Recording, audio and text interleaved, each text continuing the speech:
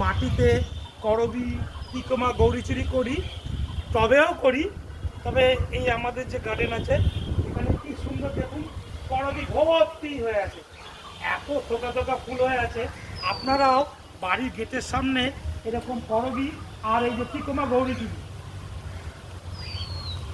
এই দেখুন টিকোমা, গৌরীচুরি, এই দুটো গাছ যদি বাড়ির গেটের সামনে করতে পারেন, মাটিতে করতে পারেন বা যাদের জায়গা থাকবে না টবেও করতে পারেন। এরকম বড় 14 ইঞ্চি 15 ইঞ্চি টবের মধ্যে যদি একটা করে এরকম করবি আর ওই একটা করে এরকম যদি টিকোমা, গৌরীচুরি রাখেন, বাড়ির একটা আলাদা পরিবেশ তৈরি হয়ে যায়।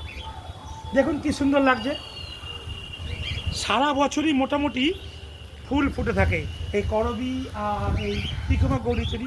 তবে এই জুলাই আগস্ট পর্যন্ত বেশি ফুল হয়, কিন্তু দারুণ গাছ।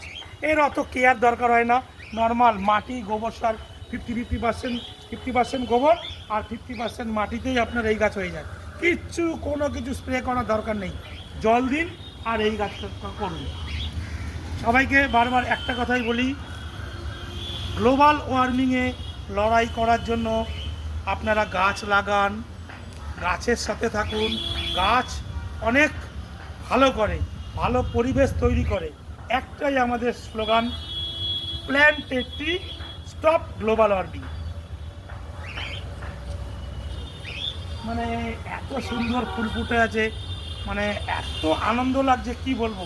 আপনারাও করুন, গাছ করুন, বাড়ির সামনে এরকম করবি, টিকোমা, গৌরীচুরি লাগান, দেখবেন আলাদা একটা পরিবেশ তৈরি হয়ে যাবে।